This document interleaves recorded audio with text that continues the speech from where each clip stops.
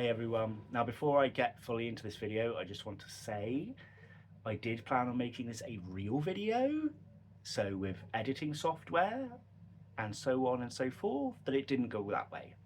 So I've had quite a painful day health-wise. I've turned on the old dusty PC, got it all ready to go, can't find my memory card reader. Found my memory card, found my camera, charged my camera, can't find the memory card reader. Took me over an hour to get my password right on the PC. I've only found my small lighting, not my big lighting. It's just been a horrendous mess of a morning. Um, and it was going to be a voiceover, so you were going to have lots of clips of animals because I'd found the camera. Obviously, that's not going to happen now. And the talking parts, like the parts on me, I was going to have the inverts in the background. But what it's turned into is me again talking on my phone, unedited. I'm sat in a bedroom, as you can see the wardrobes, and the reason for that is because I actually wrote a script for this video, because I do have a bit of an ADHD brain and I do kind of go on tangents, and I spent a couple hours of the morning turning what I wanted to say into a script. So you can imagine that the video might have actually been quite good, and now it's just going to be me talking in front of a camera.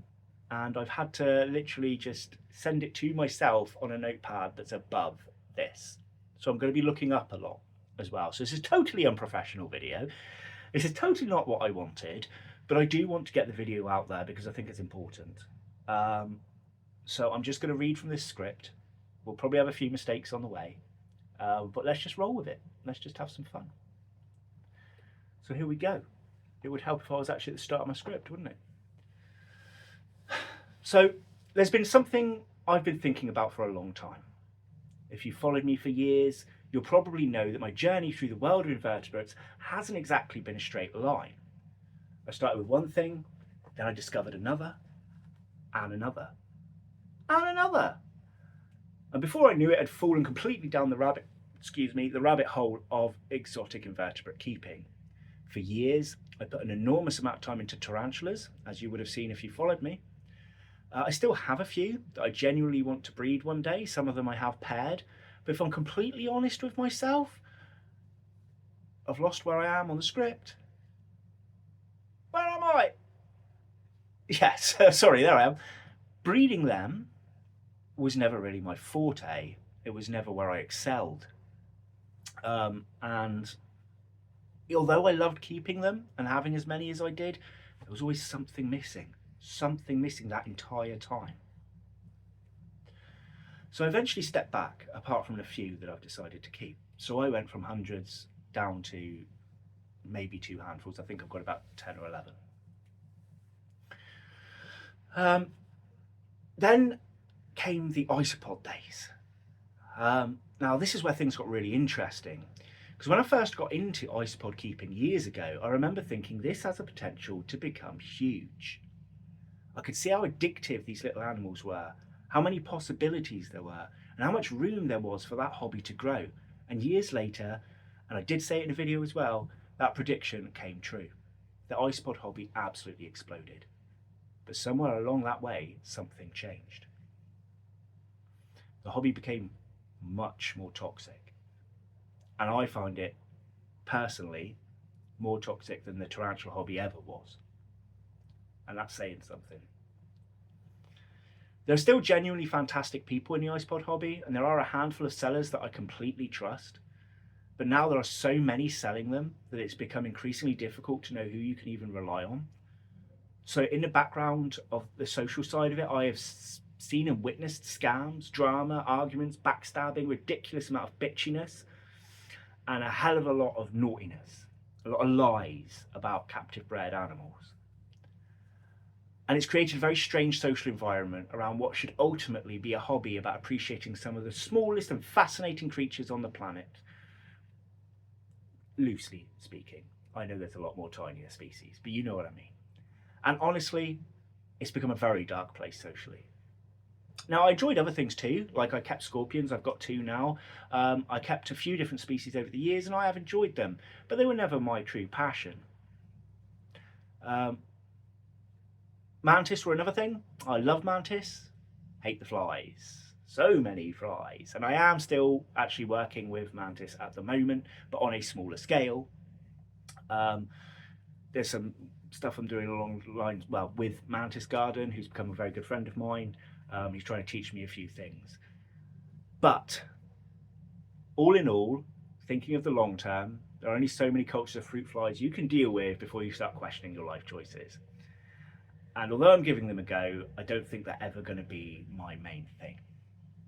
And then I've kept lots of other different things like vinegroons, tailless whip scorpions. I've got pseudo scorpions, you've never seen them on the channel, beetles, and countless other strange and wonderful creatures that have all found their way into my collection over the years. Now I've got to scroll down on here, give me a second. So now we're going to talk about cockroaches. Just a shout out to South Coast Cockroaches. It's where I get most of my stuff. Fantastic guy, highly recommend, really healthy specimens. You can find him through Facebook, and he does use a WhatsApp account as well, but find him through Facebook, send him a message there. Where are we on cockroaches? So, cockroach keeping has grown. It's not huge, but it has grown. And it's a hobby I genuinely enjoy. There's something incredibly rewarding about watching a colony develop, seeing their behaviours, breeding them, and learning about all the different species. And it is something I do intend to continue doing. But despite all of the animals mentioned, despite all the different species I've kept, and despite everything I've learned, something has still felt missing for quite a long time.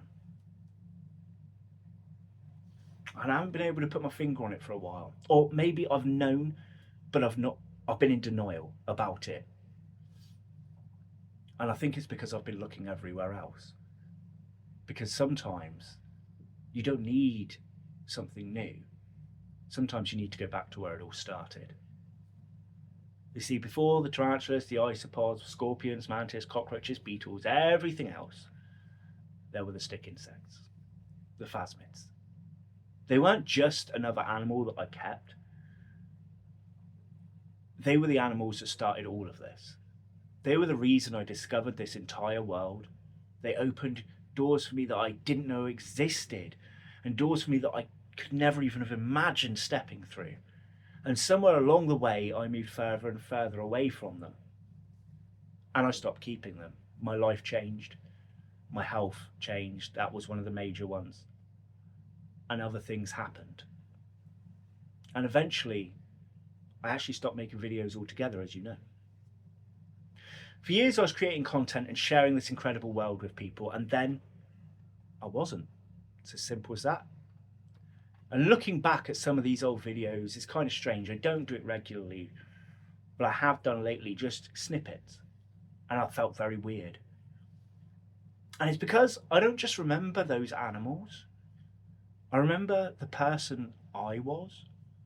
I remember how excited I was, how passionate I was, how much I enjoyed what I was doing. And if I'm completely honest, I loved myself more back then. Not because everything was perfect, because it certainly wasn't, but because I was doing something that genuinely made me happy. And that's something I've realised I want back. Now, we have talked about the fact that my health has been getting in the way of that, but I want to try slowly. I want to try because I was doing something that was really genuinely making me happy. And I'm not going to try and recreate what I used to do. I'm not going to try and pretend nothing has changed, because it has. I've changed. My health changed. The hobby's changed. The world around it has changed. But maybe that's okay. Because it isn't about going backwards. It's just finding my roots again. And taking everything I've learned along the way with me. But I'm going to take this slowly. No rushing. No trying to build something overnight. Just getting back into the animals that started it all. Back to learning. Back to breeding. Back to sharing these incredible creatures with you guys. And back to the animals that made me who I am in this hobby. Because there's something else I've noticed. Phasmid keeping in the UK isn't what it used to be. The hobby's quieter. The enthusiasm weaker. And maybe I'm wrong. Maybe it's just a perspective of someone who's been away from it all for so long. But if that is dying, if that hobby is dying, I don't want to sit back and watch it happen. I want to help bring it back. I I want to see people excited about stick insects again. I want new keepers discovering phasmids for the first time. I want experienced keepers breeding species that become difficult to find. And I want to play my part in keeping this incredible hobby alive. Because it isn't just another chapter in my invertebrate journey. It feels different. It feels like coming home. So after all these years, I am going to go back to my roots. I am going back to phasmids. And this time, I'm not just coming back to keep them. I'm coming back to give it everything I've got. This is my comeback. This is my future. And this is where my next chapter begins. So that's the script I wrote. Would have been quite cool had I been a voiceover, a bit more dramatized. But kind of, thinking about it now, that's not the point. The point is just going back to what I love. And it is going to be slow. And it might not be possible yet. My health is still not right. But perhaps I can find a way. If I can find plants that are easier to forage higher up, I'm going to be researching for the next few weeks now of where plant locations are, trying to establish more in my garden, because that was a part of Project Paradise, which I plan on coming back to, was having the phasmid garden with all their food plants. That still can happen. So, yeah. And I sold a lot at the All Things Creepy Crawly Expo in Plymouth. Way more than you could imagine. I've got so many empty tubs now. I did so well there, so thank you to everyone that made that possible. And that also freed me up space. And now I'm talking with the Entoscapes people about maybe some custom design jobs for phasmid enclosures in the future. It's all going to be a slow journey, so don't expect me to just jump back on the YouTube train, and don't expect me to come back with weekly videos even when I am there. I'm just going to take it each day as it comes. If I'm in too much pain one day, we'll wait for another day, or another week, or another month. But what would mean the world to me is that you continue to support me, and you can do so simply by having your notifications turned on for my channel, for when I do come back, following me on my social medias. So a lot of my old social medias from years ago actually got hacked. My old Facebook was hacked, my old Bug Realms Facebook page was hacked. So if you search for Bug Realms again, the logo's got like a little bit of a yellow background to it in this one, because it's actually from a photo of my logo on a yellow wall. So find me there again, follow me there, because on the lead up to this, I am going to be trying to make more Facebook content just because I can, because it's easier for me to do so. Just some pictures, some information, how I'm doing. You can keep on top of things here in the realm with me there. Yeah, so you don't have to be sending me money to support me. You can support me by just viewing my stuff, engaging in it, even if that's just a like, even if it's just a comment saying hi. You don't have to put effort in to have conversations with me. You don't have to write anything like really big and really nice. Just simple little engagements can really help me grow again and build an audience again, which is what is going to be a necessity in building this hobby back. And that's it. I'm sorry it wasn't the awesome video that I intended, but it's there for you now. And it's there for me to look back on, to remind myself of that script that I wrote, and remind myself to keep pushing to what I love. So thanks for watching, everyone.